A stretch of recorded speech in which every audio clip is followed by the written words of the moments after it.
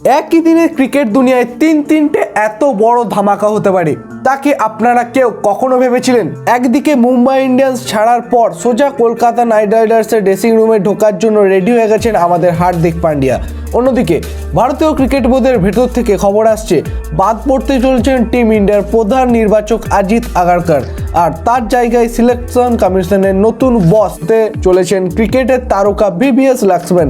আর শুধু এখানেই শেষ নয়, দিল্লি প্রিমিয়ার লিগে মাত্র 50 বলে 95 রান করে এক তাণ্ডব চালিয়েছেন কেকেআর ভক্তদের মাথা খারাপ করে দিয়েছেন এবং মাথা ঘুরিয়ে দিয়েছেন এক তরুণ প্লেয়ার সার্থক রঞ্জন। যে ছেলেটা কেকেআরের এতদিন মাঠে নামানোর কোনো সুযোগই দেয়নি, সে আজ নিজের ব্যাট দিয়ে একদম সেটার জবাব দিয়ে দিয়েছে যে সে 2027 আইপিএলে তাকে নিয়ে কেকেআর ড্রেসিং রুম পুরো তোলপাড় হতে শুরু করে দিয়েছে। আজকের ভিডিওতে এই তিনটে বড় খবর নিয়ে এমন কিছু গোপন তথ্য নিয়ে আমি আপনাদের বলবো, যা শোনার পর আপনিও হা হয়ে যাবে। কিন্তু তার আগে বন্ধুরা, আপনারা যদি সত্যিকারের কলকাতা নাইট রাইডার্সের একজন ফ্যান হন তাহলে ভিডিওটা এখনই মন থেকে একটা লাইক করে দিন আর কমেন্টে গিয়ে লিখে দিন আমি কেকেআর। আর এরকম কেকেআর রিলেটেড সমস্ত আপডেট সবার আগে পেতে ডেসক্রিপশন বক্সে থাকা লিঙ্কে ক্লিক করে আমাদের টেলিগ্রাম এবং হোয়াটসঅ্যাপ চ্যানেল অবশ্যই জয়েন হয়ে যান, যেখানে আমরা কেকেআর রিলেটেড আপডেট সবার আগে দিয়ে থাকি। আজকের ক্রিকেট বাজারে এমন যে খবরগুলো আসছে সেগুলো একদম অবাক করার মতো। অনেকগুলো আপডেট একসাথে জমে গেছে, তাই একটা একটা করে সুন্দরভাবে সব কিছু আপনাদের সাথে শেয়ার করব। প্রথম খবরটা দিয়ে শুরু করা যাক। আর সেই খবরটা শোনার পর নাইট ভক্তদের মনে আনন্দে পুরো নাচতে লাগবে। আপনারা তো অনেকেই হয়তো ইতিমধ্যেই জেনে গেছেন যে আমাদের হার্দিক পান্ডিয়া কিন্তু এবার কেকেআরে আসার জন্য একেবারে মনস্থির করে নিয়েছেন। হ্যাঁ ভাই, একদম সত্যি কথা। এই বিষয়ে নামজাদা খেলোয়াড় সাংবাদিক রোহিত জুগলান কিন্তু পরিষ্কার জানিয়ে দিয়েছেন একদম শেষ পর্যায়ে এসে পৌঁছাইছে এই ট্রেড ডিল। এই ট্রেড ডিলটা নাকি বসতে প্রায় একদম কনফার্ম হয়ে গেছে। ব্যাপারটা একটু খোলসা করে বলা যাক। মুম্বাই ইন্ডিয়ান্স দলে হার্দিক পান্ডিয়াকে নিয়ে এতদিন ধরে অনেক জল ঘোলা হচ্ছিল। আমরা সবাই জানি হার্দিক পান্ডিয়া কিন্তু খুব সাধারণ মাপের কোনো প্লেয়ার নন। তিনি এমন একজন অলরাউন্ডার যিনি নিজের দিনে একাই পুরো ম্যাচ ঘুরিয়ে দিতে পারেন। আর তার চেয়ে বড় কথা, হার্দিক কিন্তু একজন ট্রফি জয়ী ক্যাপ্টেন। গুজরাট টাইটান্সকে প্রথম বছরই চ্যাম্পিয়ন বানিয়েছিলেন, তার পরের বছরে ফাইনালে তুলেছিলেন। ফলে তিনি জানেন যে তিনি একজন শক্তভক্ত ক্যাপ্টেন, মাঠে নামলে তার প্রভাবটা একটা আলাদা। কেকেআর ম্যানেজমেন্ট কিন্তু দীর্ঘদিন ধরেই এমন একজন ভালো স্বদেশের অধিনায়কের সন্ধান করছিল। এখন একজন মানুষ যে এরকম পরিস্থিতিতে মাথা ঠান্ডা রেখে সঠিক সিদ্ধান্ত নিতে পারবে আর মাঠে নেমে ব্যাট আর বল হাতে ম্যাচ ঘোরাতে পারবে।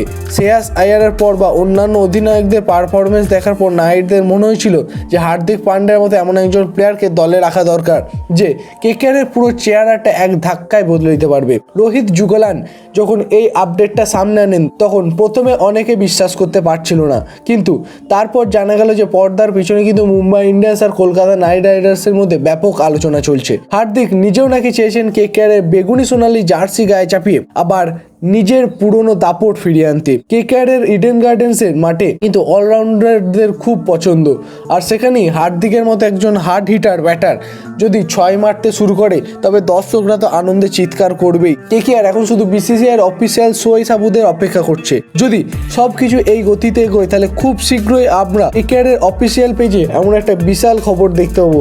হার্দিক যদি সত্যি অধিনায়ক হয়ে কলকাতার ড্রেসিং রুমে ঢোকেন তবে কলকাতার বোলিং ব্যাটিং দুটো বিভাগই এক মুহূর্তে দ্বিগুণ শক্তিশালী হয়ে যাবে। ভাবুন তো একবার ম্যাচের ওভারগুলিতে হার্দিক পান্ডিয়া আর সাথে রিঙ্কু সিং বা অন্যান্য ফিনিশার যদি একসাথে ব্যাট করেন তবে বিপক্ষে দলের বোলাররা কী অবস্থা হবে তাদের। এই আপডেটটা শোনার পর আপনার কি মনে হচ্ছে? হার্দিক কেকেআর এলে দলে কি 2027 আইপিএলের ট্রফি আবার জিততে চলেছে? আপনাদের কি মতামত অবশ্যই কমেন্টে লিখে জানান। এবার আসা যাক 2 নম্বর বড় খবরে, আর সেই খবরটা কিন্তু পুরো ভারতীয় জাতীয় দল বা টিম ইন্ডিয়াকে নিয়ে। আপনাদের কি মনে হয় টিম ইন্ডিয়ার সিলেকশন কমিটি যেভাবে দল বাছছে সেটা কি একদম ঠিকঠাক হচ্ছে? বিসিসিআইয়ের অন্দরমহল থেকে কিন্তু এক বিরাট চমকপ্রদ খবর চৌড়ে উঠছে। আপনারা অনেকেই জানেন এই মুহূর্তে ভারতীয় দলের প্রধান নির্বাচক বা চিফ সিলেক্টর হিসেবে দায়িত্বে আছেন অজিত আগারকার, কিন্তু সূত্রের খবর অনুযায়ী অজিত আগারকার হয়তো খুব বেশি দিন এই পদে আর থাকবেন না। হ্যাঁ, বিসিসিআই কিন্তু নির্বাচক কমিটিতে বড়সড় পরিবর্তন আনার সিদ্ধান্ত নিয়েছে।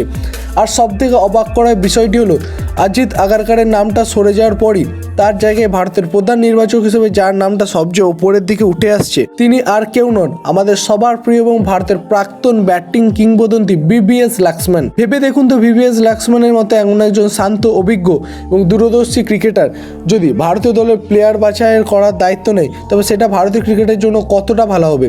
অজিত আগারকারের সময় বেশ কিছু ভালো সিদ্ধান্ত নেওয়া হলেও অনেক টুর্নামেন্টে ভুল দল নির্বাচন করায় ক্রিকেট প্রেমীদের মনে বেশ ক্ষোভ জমেছিল। বেশ কিছু তরুণ কিংবা প্রতিভাবান প্লেয়ারদের সুযোগ না দেওয়া কিংবা হঠাৎ করে অভিজ্ঞ প্লেয়ারদের দল থেকে বাদ দিয়ে দেওয়া, প্রচুর সমালোচনা হয়েছিল এটা। বিসিসিআই কর্তারা নাকি এবার চাইছেন এমন একজন চিফ সিলেক্টরকে বানাতে যিনি প্রত্যেকটা প্লেয়ারকে খুব কাছ থেকে চেনেন এবং জাতীয় ন্যাশনাল ক্রিকেট একাডেমি বা এনসিএতে কাজ করার অভিজ্ঞতা তার আছে। আমরা সবাই জানি ভিভিএস লক্ষ্মণ এতদিন এনসিএ এর প্রধান হিসেবে কাজ করেছেন। ভারতের অনূর্ধ্ব-19 দল থেকে শুরু করে টিম ইন্ডিয়া এ দলের তরুণ ক্রিকেটারদের তিনি নিজের হাতে তৈরি করেছেন। যুব শক্তিকে কিভাবে সঠিক সময়ে কাজে লাগাতে হয় সেটা লক্ষ্মণের চেয়ে ভালো আর কেউ বুঝবে না।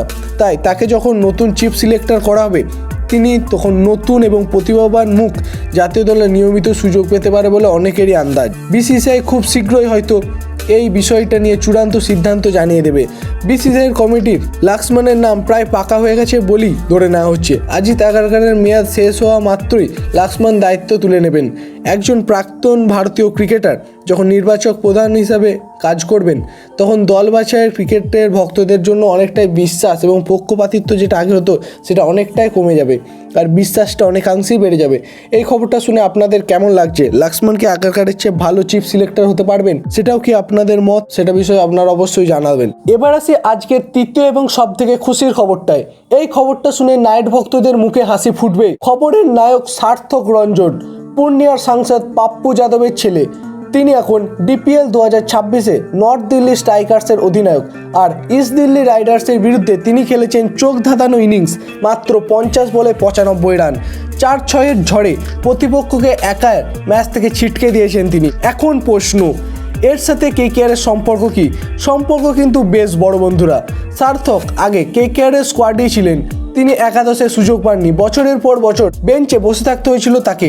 তবে তিনি হার মানেননি। ডিপিএলে এই বিস্ফোরক 95 রানের ইনিংস খেলে ব্যাট হাতে বুঝিয়ে দিয়েছেন তাকে সুযোগ না দেওয়াটা ছিল কেকেআরের সব থেকে বড় ভুল।